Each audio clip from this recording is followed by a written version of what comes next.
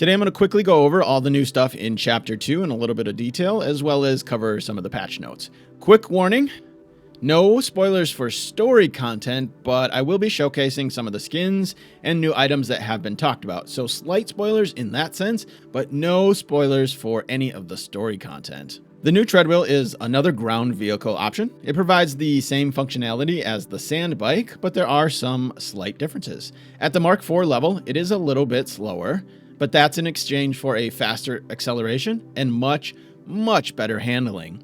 It also has a reduced worm threat compared to the Mark IV sand bike treads. It can be unlocked after completing the final DLC story mission, Secrets of the Past. There are Mark IV, 5, and 6 tiers, and it has 6 mandatory parts to craft: the power supply, the hull, 2 treads, an engine, and the chassis. A storage option is available, a boost option is available, and a scanner option is available. And then 2 unique schematics so far that I've found at each tier. I haven't done thorough tests on this, so I'll leave you with a very subjective viewpoint. It's just fun. It really is. I was not expecting much because they really can't just put something in here that's overpowered, because that'd be pay to win. Initially, I thought it was just going to be a skin, but I am quite pleased with it being its own vehicle with its own parts and unique items.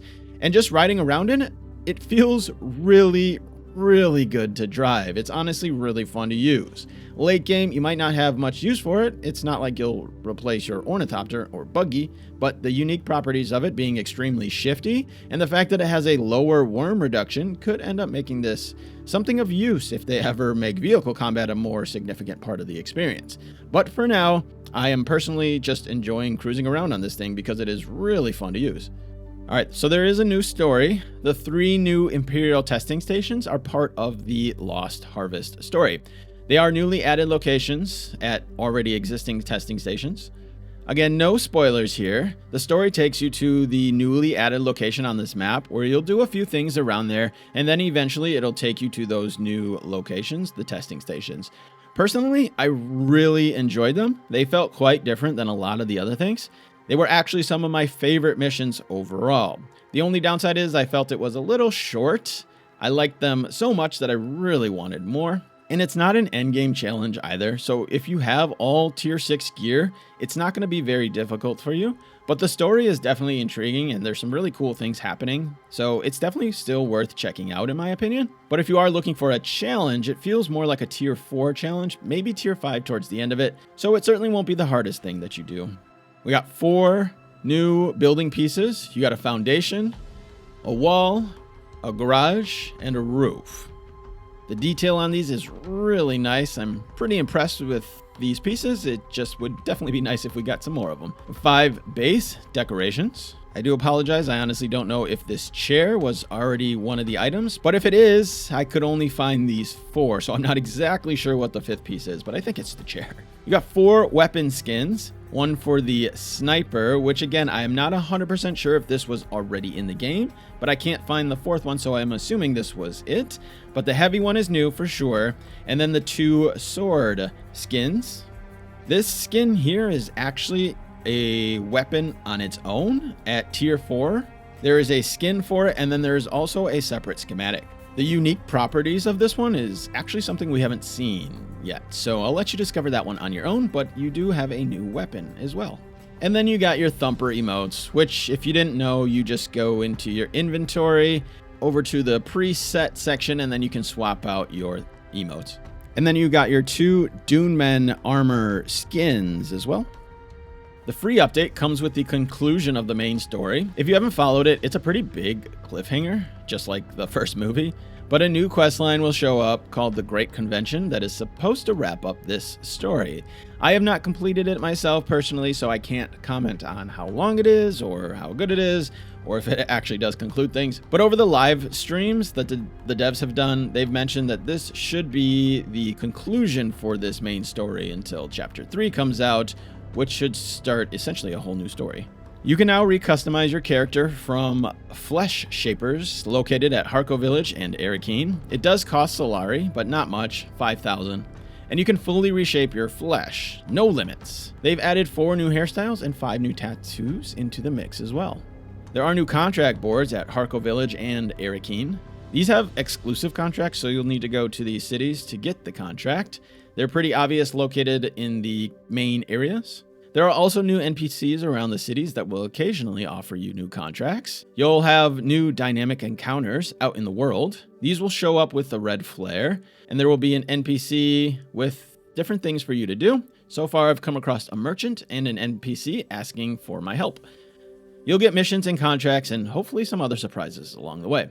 I noticed them spawning in some of the locations where the crashed ornithopters spawn, so it seems to cycle through random encounters at these specific locations in Haga Basin. They added 5 new armor sets, and they are not just skins. Each of the classes has their own set of armor. These are tier 5 uniques, and they show up in the unique schematic page. They have similar stats to tier 5 unique armors. They'll come in heavy or light variation, which matches up to the other tier 5 stats. But they also have a bonus stat. You get a faster cooldown on your abilities for that class, totaling 7% with all the pieces on. These also come in variants, or skins, so you can put this skin on any armor of the same class. To get them, you just need to complete the full quest line for each class. If you have already done so, you'll get them in your inventory when you first log in. And then a new weapon, the Adept Missile Launcher. This is only mentioned in the patch notes section, but I'll mention it here because technically it's a free new weapon. Well, you gotta craft it. The tier 5 missile launcher exists so that you can get it sooner. Basically, that's it. Rocket launchers are pretty powerful, so it evens the playing field a bit for people who aren't in tier 6. It only does about 50 damage less than the tier 6, so not much of a downgrade. All the other stats are the same. They also added the homing mechanism to this one and the tier 6 version. Previously, it was only on the unique version, the Ancient Way, but now you can lock onto vehicles with both tiers. And you can also craft the missiles in the regular weapons fabricator. You don't need the advanced one anymore. All right, I'm going to go over just the main things that really stood out to me. As always, there's a ton of stuff, so you should definitely give the full list of patch notes a check. You can now rename certain placeables. That includes storage and vehicles. And the names will show in your event log to make tracking things easier. They added hotkeys on F1 to F8 for switching seats in vehicles.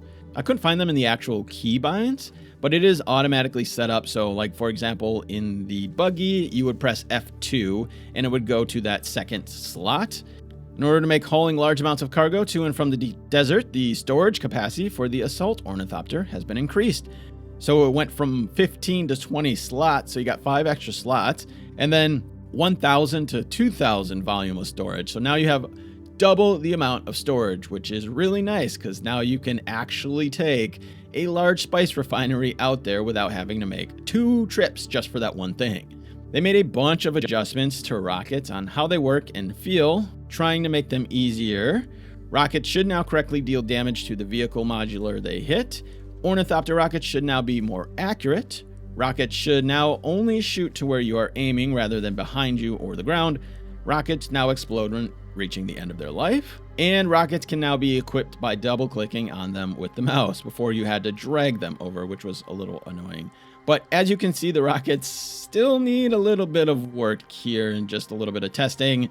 They are doing some weird stuff, but the goal here is just to make the rockets feel better to use. Even though they're a little bugged, you can kind of get a feel for what they're going for. They feel a little bit more controlled, except for this really weird bug. But once that gets fixed, the idea is just to make rockets feel better and more controllable so that it's more skill-based rather than having just to spam rockets and hope for the best. The sandworm will now check if there are players or vehicles nearby when selecting a location for the breach animation. This should reduce the instances of being randomly killed by a sandworm. In PvP areas, various loot containers and testing stations will now respawn at the same time as the related NPCs, and the NPC respawn times will be updated to match the loot respawn times. So basically now you don't have to worry about going into a testing station and fighting off the 10 or however many waves of enemies and then get to the loot room and have there be no loot. The deep desert got a few layout changes, so you should see a little bit more variation in the rock formations out in the deep desert. And then finally, they are launching another free weekend from September 11th to the 15th. This time there's no restrictions in content and no restrictions in time. As much as you can get in those 5 days. It says you can access everything in the game, including the deep desert, and all your progress will transfer if you decide to purchase the game. It will not be separate servers, so you can play with friends who already own the game, and you'll get a 20% discount if you purchase it before September 22nd. Everyone who participates, whether you already own the game or not, will receive a free Arrakis Rising decoration. So if you haven't had a chance to check out the game, now is definitely the time. Oh, and also they added an auto run, which also works in vehicles, and it will not stop going forward even if you hit an object. Alright, that should be all the major changes. Once again, I encourage you to check out the detailed patch notes because it's truly impressive how many fixes they are making behind the scenes. We all love new content, but they are doing an exceptional job at making sure the game runs properly, so give those a look and see exactly how much they're doing to make sure this game runs smoothly. I appreciate you watching, and I'll see you on the next one.